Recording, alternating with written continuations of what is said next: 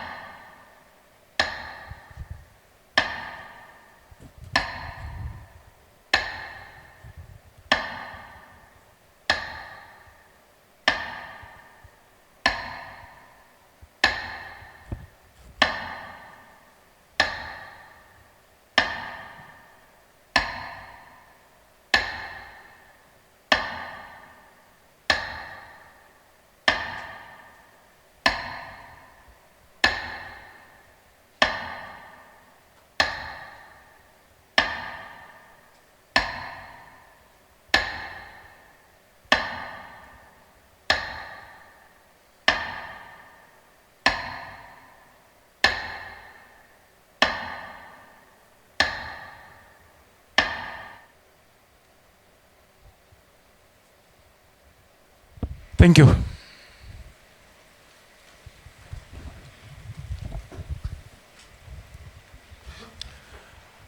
Also, I think it's right moment to say how grateful all Ukrainians to our great partners. First of all, I mean, the people of the United States of America, to Europeans, and of course to Canada, the people of Canada and people of New Zealand, Australia, and many other countries who support us during these 3 years. Ukrainians will never forget this because this is really, literally, vitally important support. Thank you very much.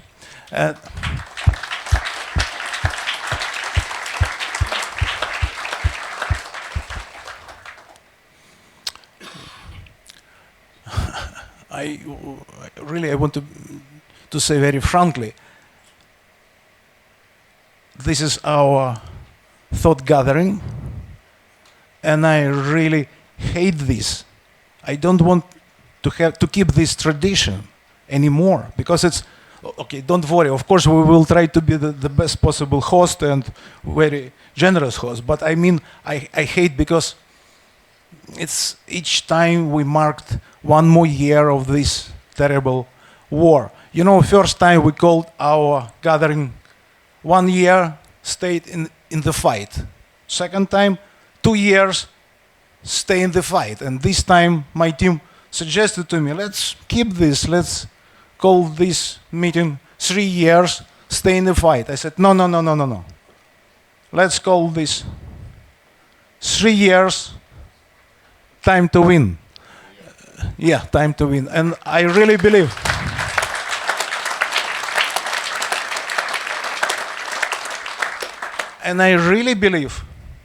that Ukrainian people,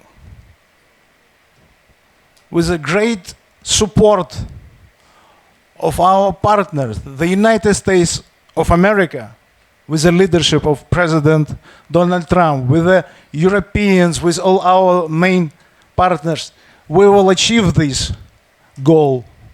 We will achieve this just peace for Ukraine. Maybe some of you has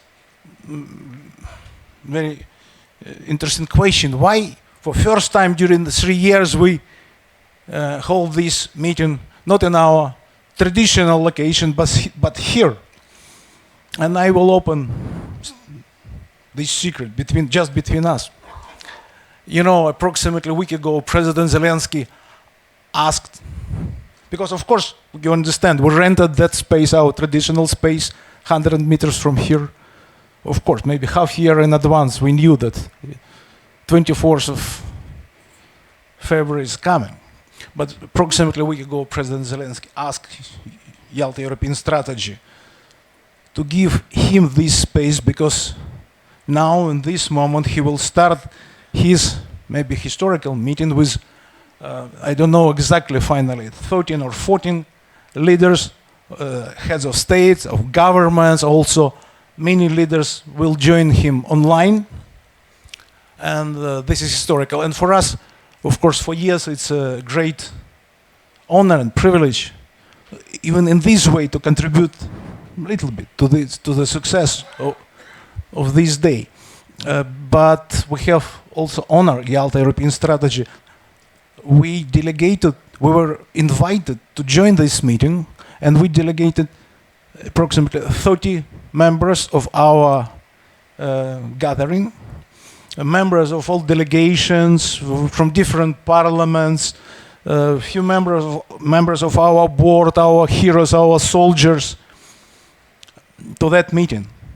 It means heads of state, governments, and 30 members of YES gathering. It's an honor for us.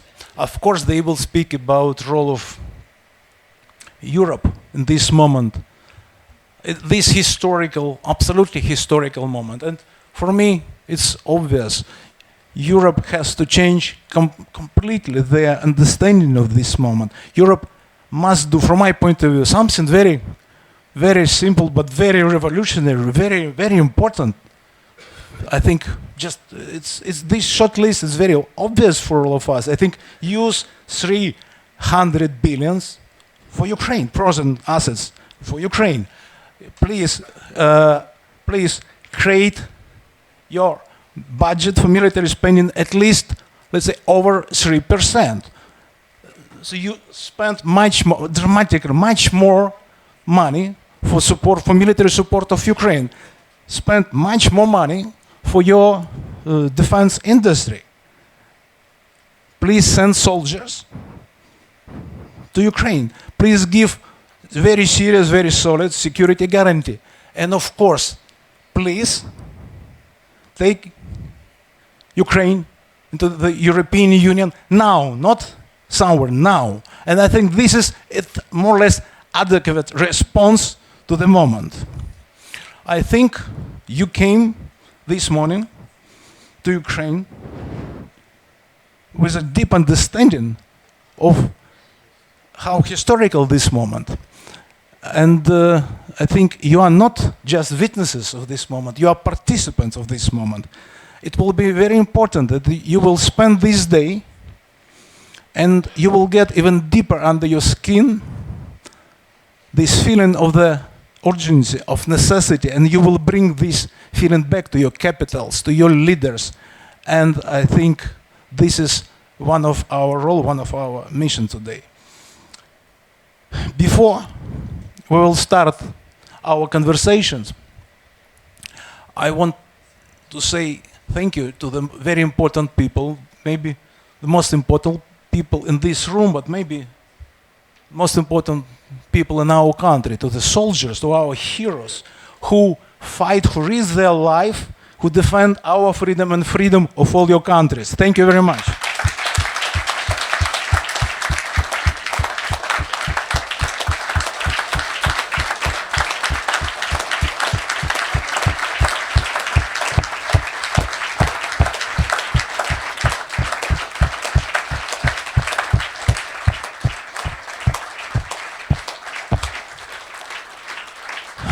Yeah, thank you very much. And last, just few words. Probably each of you saw this very powerful sculpture on the way to this room. Sculpture which was created by Ukrainian artist Alexei Sai. Voля, four letters. These letters he took from the city name of the small city Lubimivka on the front line. And you saw each of these four letters damaged, very strongly damaged by bullets. And vola on Ukrainian has double meaning, and this is very symbolically. Double meaning.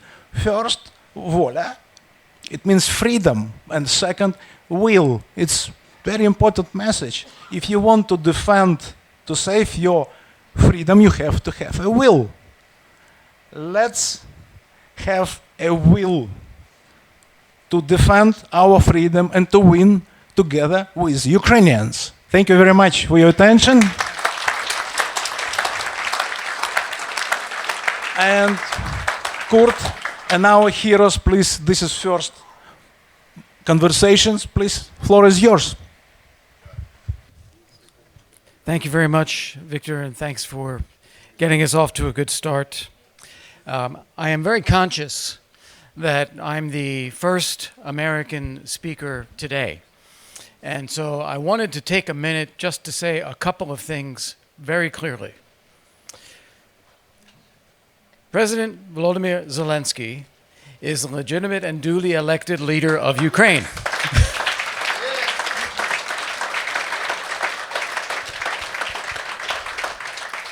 Ukraine is a democracy that was brutally attacked 11 years ago, and again in an even more brutal invasion 3 years ago. The only dictator that we are thinking about and talking about is Vladimir Putin, who has been in power for 25 years and imprisons, poisons, and kills his political opponents and launched this war against Ukraine.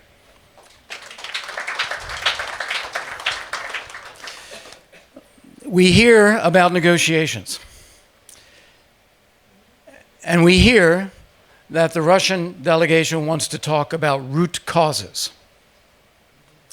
The root causes of this war are Vladimir Putin's false historical narrative that Ukraine does not exist and that Russia has a right as an imperial power to rule other countries and deny other people their own agency. That is an imperial and genocidal mania, and that is the reason we have this war.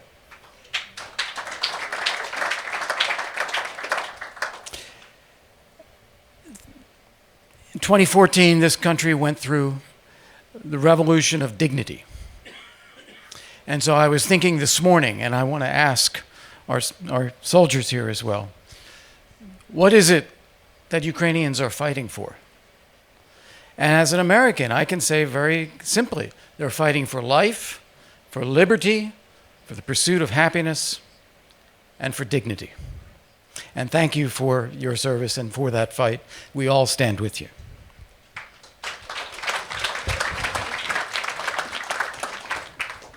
Now, on our panel today, we have Maria Nazarova, who is a tactical medicine instructor, but on leave from the Ukrainian military because she's investing in Ukraine's future.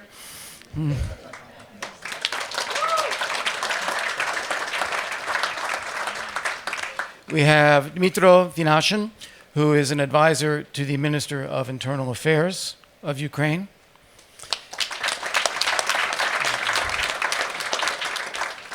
And we have Gabrielis Landsbergis, former Foreign Minister of Lithuania, 2024.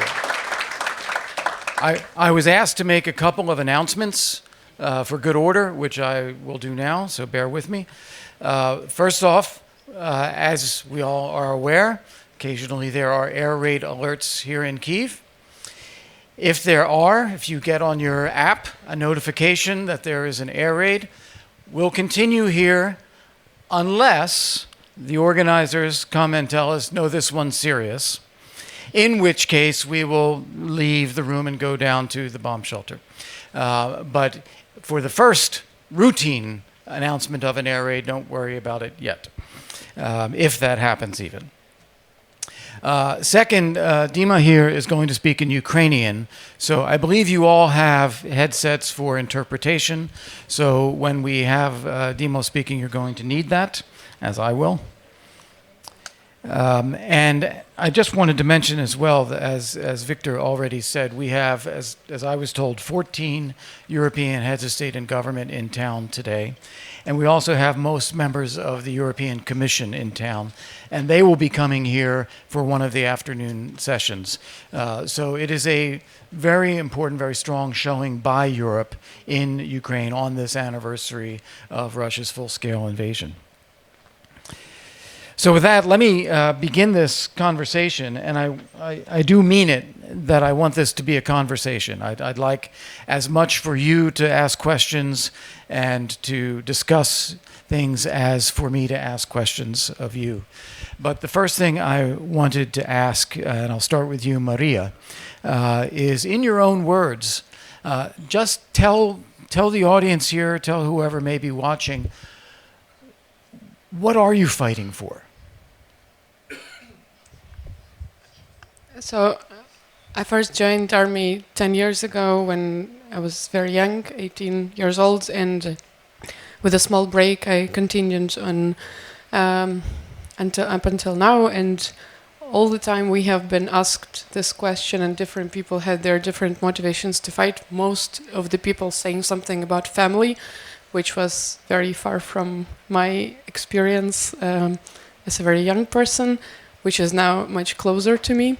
But I am absolutely sure that even if we don't formulate it with words, it is something that is in the DNA that we are bringing to the fight. Is the dignity, is the choice that we made. So many people would like to put the conversation into that people are not willing to fight, or that some people are not eager to fight. They are very motivated because of dignity. They have very different motivation. So even those who come to the army only now, which we may make some fun of, like volunteers of 2025, haha, for those who have joined much earlier, like us. But these people also fight for values, not for money, not for propaganda, but for values. And this value of dignity is very, very much embroidered into us. That's what I think we do. Thank you.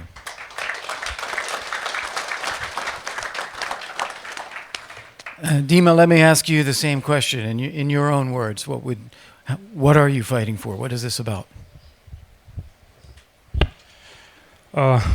Перш за все, хотів би вибачитися за мою англійську. First off, let me apologize for my English. It is as good as the global security guarantees, that is to say, zero. But I hope this is pretty much temporary. What are we fighting for? Історична естафета. Well, it's something which is pretty much generational. It's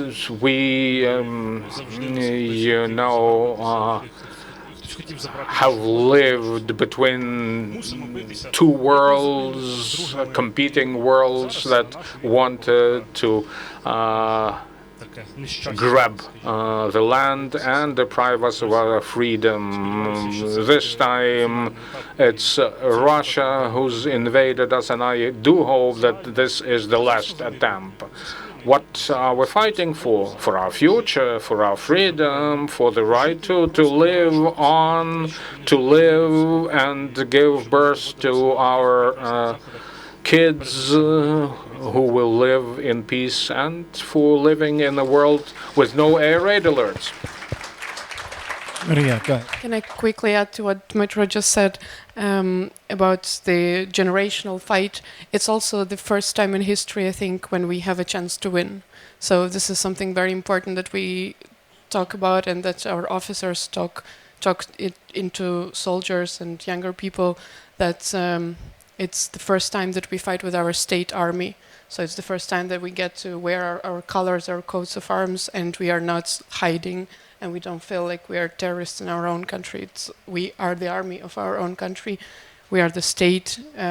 We have ministry. We have everything that's that is Ukrainian and that is fully legitimate. And so maybe it's the first chance in the history to win. So maybe we get some luck.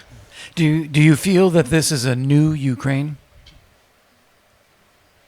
I think it's a continuation of Ukraine. So I feel we're just we had Ukraine 100 years ago. We had Ukraine centuries ago. We had history when most of those who tried to demolish us had nothing. So we're just regaining that power.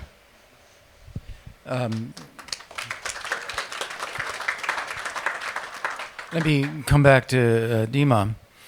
Gabrielis here is one of the experienced, passionate, committed former foreign ministers of Europe. He served his country.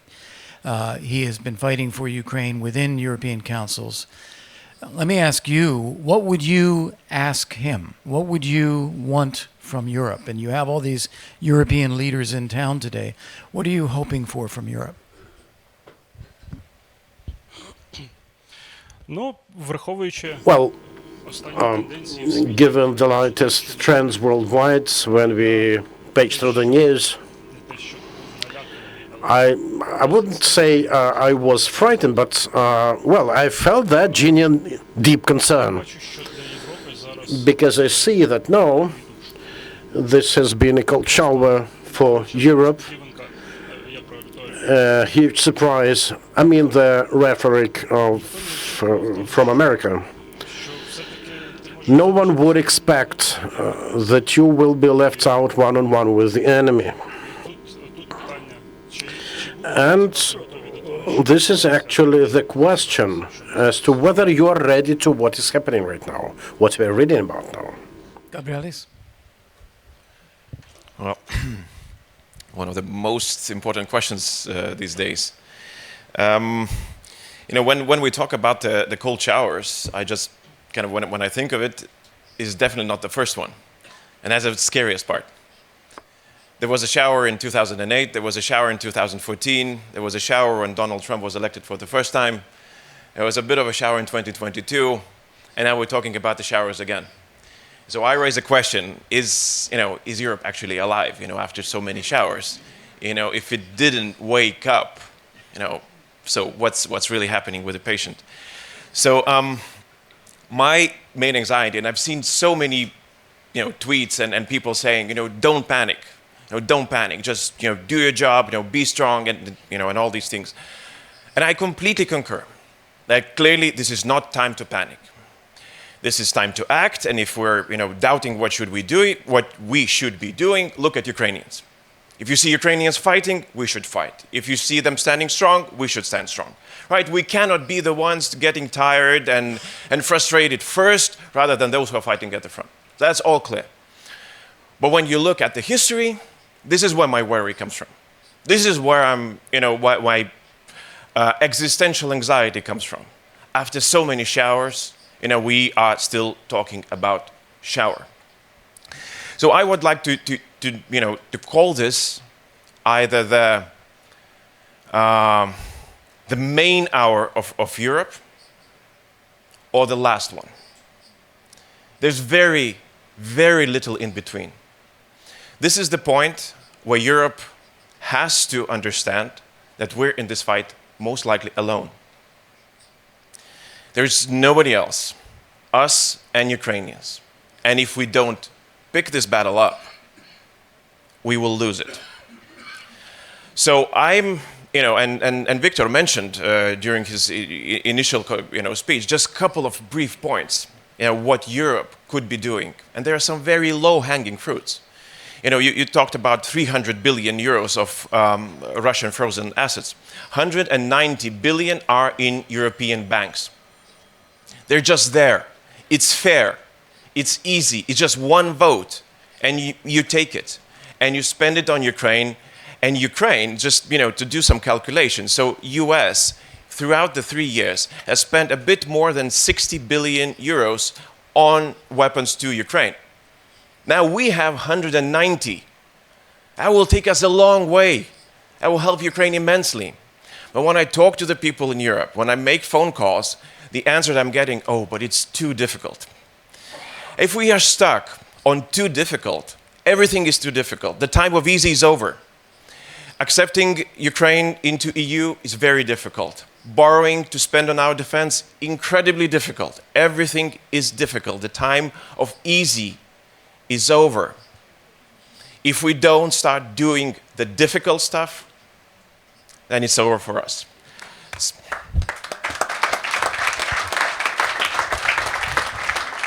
Дозвольте. If you allow me, just, you mentioned those cold showers. They need to make difficult steps. From my layman's view, I've never been a politician. I've never educated myself. Just from my experience as an ex-serviceman, I see Europe now as a kid that couldn't have enough sleep before school, and then the mom comes in to say, come on, wake up, time to go. And the kids start saying, oh, 5 minutes more. And the mom would say, no, it's time, you will be late. So there is this, tug of war. And you may really miss your school bus, ultimately. You may be late for your first lesson.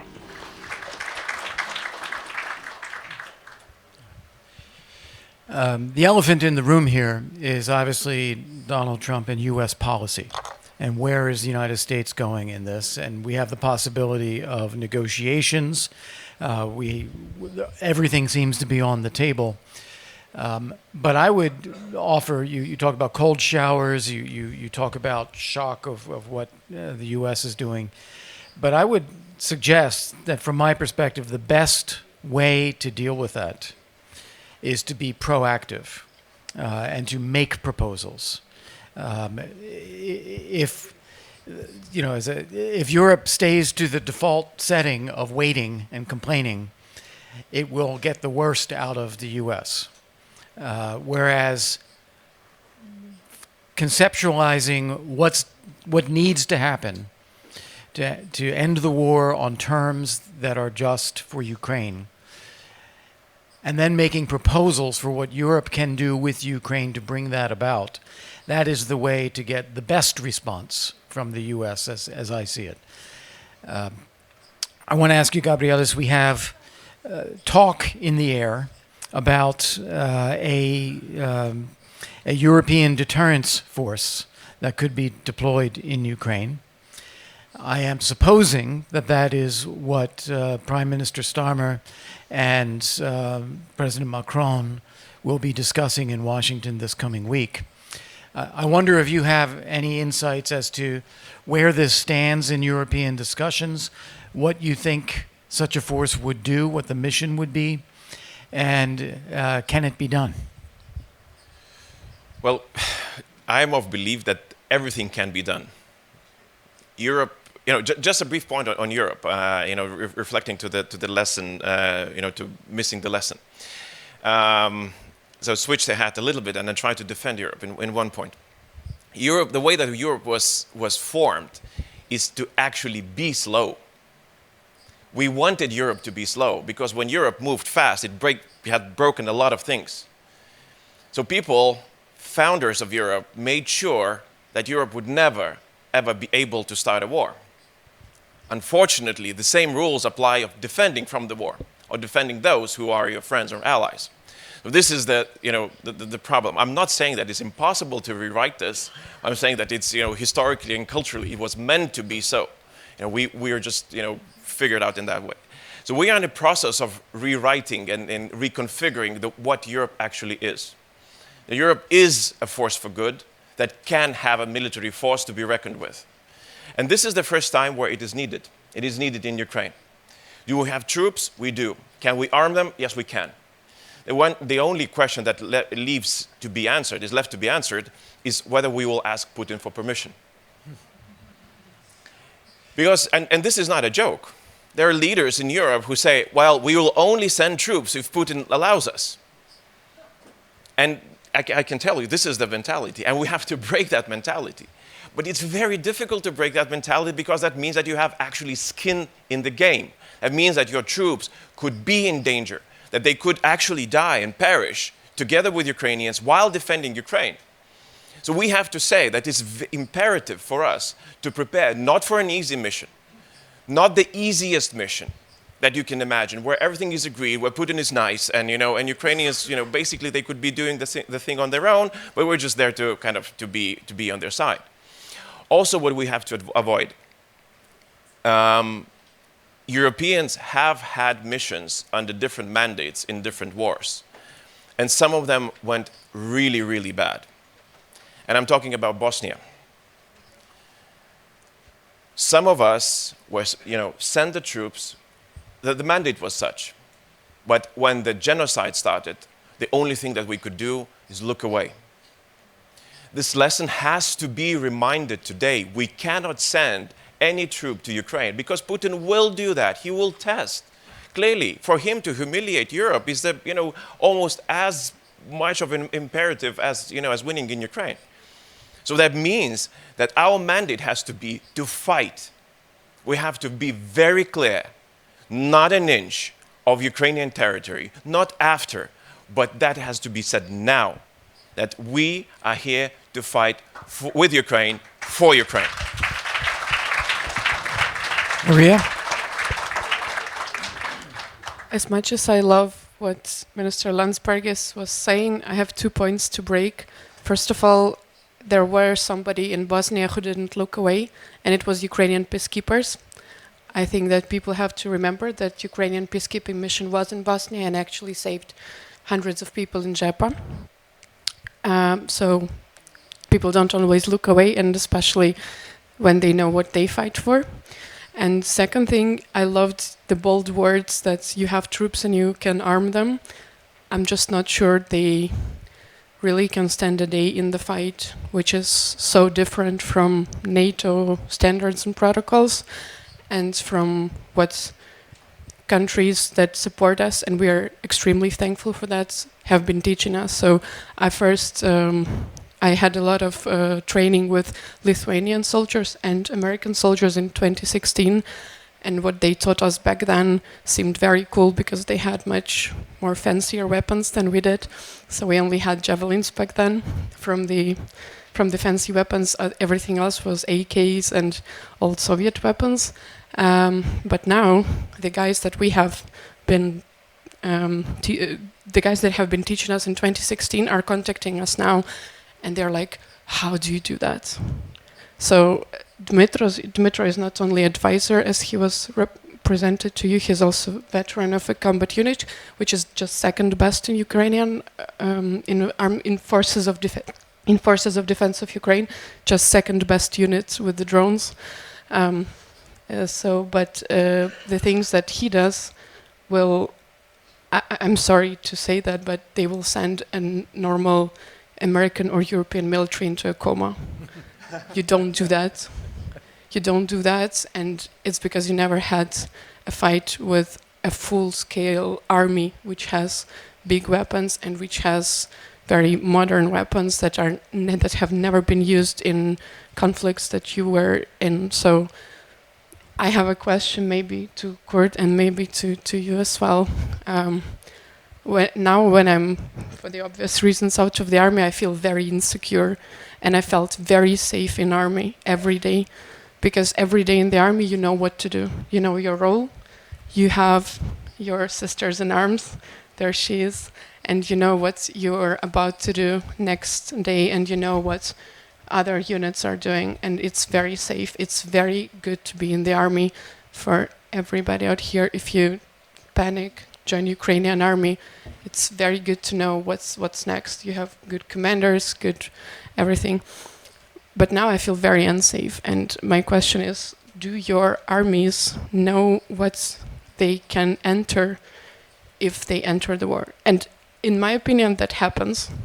Either you do it voluntarily to help us, or maybe Russia expands its aggression and you just don't have another option. So are you ready for the fight that has not been yet written in books which are written in English?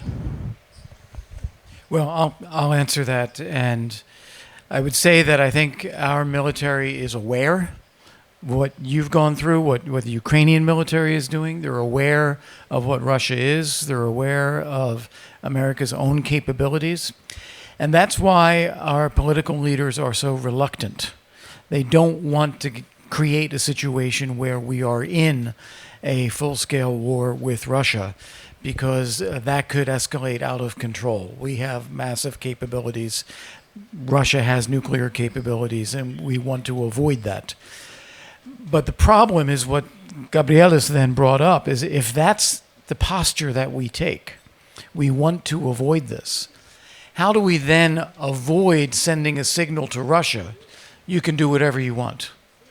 And unfortunately, I think that is the signal that Russia has received until now, is that we're not willing and therefore they can just act. And before I pass it to Gabrielis to answer your question, I just want to stress something here.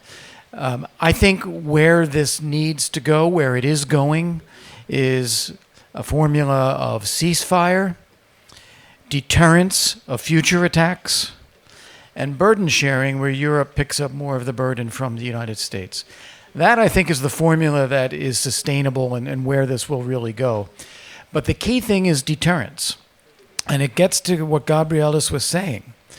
You need to make sure that Putin knows that there will be action, there will be a response if they fire on Ukraine again or on European forces. If it's not clear that there will be a direct response, then he will not be deterred. And then we face this prospect of the wider war, and that gets us to what you're talking about, Maria. Gabrielis? Well, it is very difficult to answer the question, when somebody's saying that, there are things that you most probably will not work out. I could spend hours of telling you why basically now we should all lose hope. My job is, the way I see it, is to try and figure out that narrow path that could lead us to a better situation than we're currently in. Because if I allow myself to fall into despair, looking at all the, everybody meeting in another hotel and basically coming out of it with no solutions, then there's nothing. So until you're fighting, we have to be fighting for different battles. So that's one thing. The second thing is, do we understand? So from my personal point is, I have two sons who are in military. They volunteered. They didn't ask me. One of them is medical doctor, military doctor. Another one is a private. They would be called in if Russia decides to test Article 5, to test Lithuania, to test NATO.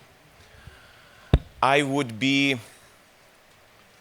forever tormented as a parent if I would know that there were things I could do and I didn't do them.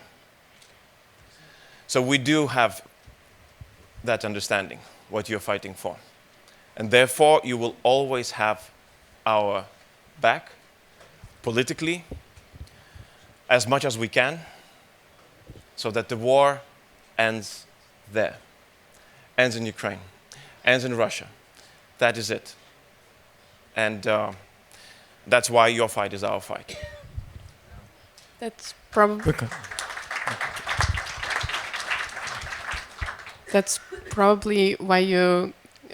why they put us, like politicians and military, on the same stage, but we're still speaking different languages. You see how I wanted to hear a response. Are you training with FPV drones? And our colleagues have been saying about ceasefire. So that's very different conversations. I still would like to know if American and Lithuanian army are training with FPV drones, and if they want to ask Dmytro about how to do that, or maybe our commander of unmanned aerial forces, but that's okay. I get it. It's just we can talk about ceasefire and politicians can talk about FPV drones, but at one point we have to meet and talk about that. It's a fair point. It's a very fair point. We have just a few minutes left, and I want to call on Lord Davies to comment here, if you would. What do you think should be done? What is the task at hand for the U.S. and Europe in working with Ukraine?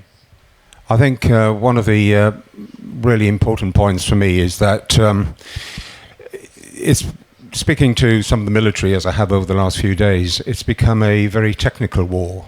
And it's perhaps turned a corner in terms of how we should be looking at it.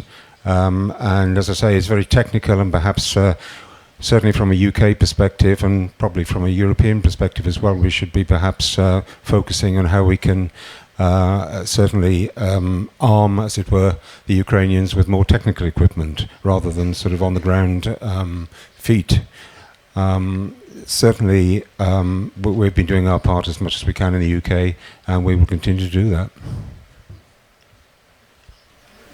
And we had another comment from the floor. I want to call on Magdalena Bijat, Deputy Marshal of the Senate in Poland. Hi, I'm Magdalena Bijat. I'm from Poland, so very close to here. And I wanted to say that when you were asked what you were fighting for, you said dignity, you said freedom, you said future, you said the right to decide our own fate. Those are the values that we share in Europe. So we should see it in Europe as this. We are fighting, we should be fighting with you the same fight. The fight for our values and our future. And we see that very clearly in Poland, I feel. And I think that, yes, Europe has been very slow, but Europe has been also seen to be able to move more swiftly. It happened during the coronavirus crisis, and it can happen again. And I feel that Europe is waking up.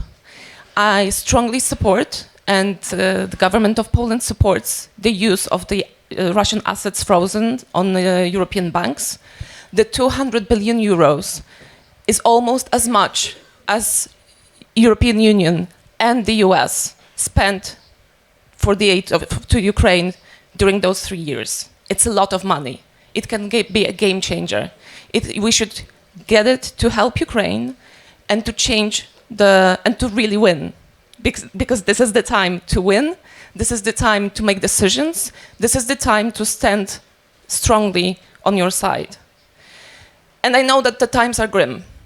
But I want to tell you, as representative of Poland and of the Polish Senate and of the Polish Parliament, that we are not giving up. That we won't let you down, because we won't let down your future. We won't let alone our children. This is our fight that we have to fight together. And I think that this is the time also to understand that if you want to secure this future, we have to rely on ourselves, on Ukraine, on Europe.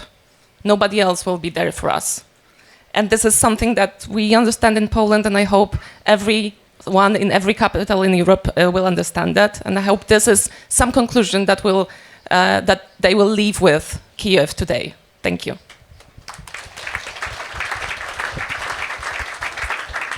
And let me just ask if there's anyone in the audience who would like to make a comment or ask a question here. We have a moment for that. Yes, in the back this way. In the middle there. Yeah, raise your hand again. There we go. Thanks very much. Jessica Berlin, Senior Fellow at SIPA. My question is for you, Kurt and Gabris. I agree, and hi Maria, nice to see you and congratulations. I agree very much with Maria's comments that I don't think our soldiers would be ready in a practical sense for this fight, and also our publics across Europe aren't ready to see boots on the ground. We don't have the political will to put the kinds of numbers on the ground that we need. But there is something that we have in Europe that could be much more effective and could be mobilized much more quickly with less risk to European soldiers' lives, and that's air superiority. So my question on your sides would be, do you see political will to start putting jets in the air to create a humanitarian air protection zone over Western Ukraine? And I need to say also, this isn't a new idea. Myself and others have been talking about this for over 2 years.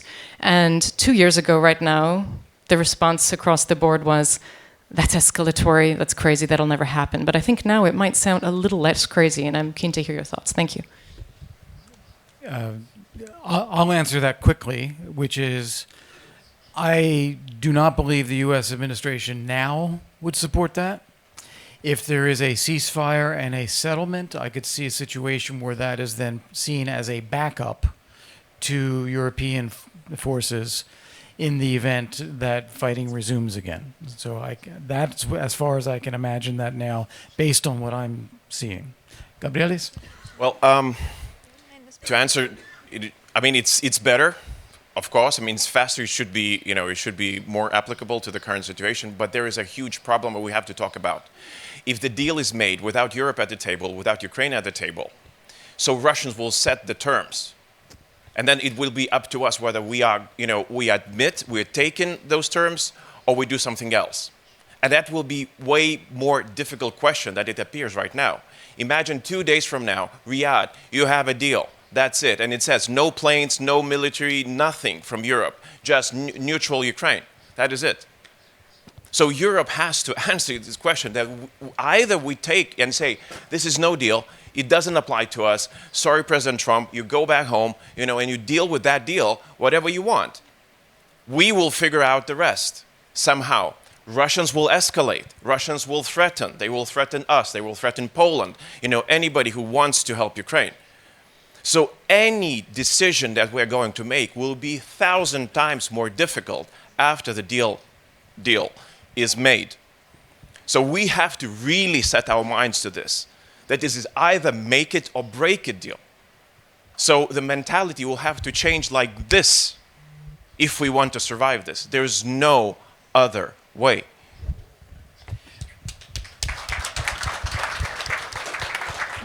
Okay, thank you very, very much. We're out of time for this panel. I would say just the feeling I have 3 years into Russia's full-scale invasion, entering the 4th year tomorrow, there's a sense of hope that perhaps there can be some end to the fighting this year, but also a sense of trepidation that this may not go well. And I think it is on all of us to figure out what we can do, put things on the table and make them happen, set the terms ourselves, not wait and worry. Thank you very, very much. Thank you to the panel. Thank you to our soldiers.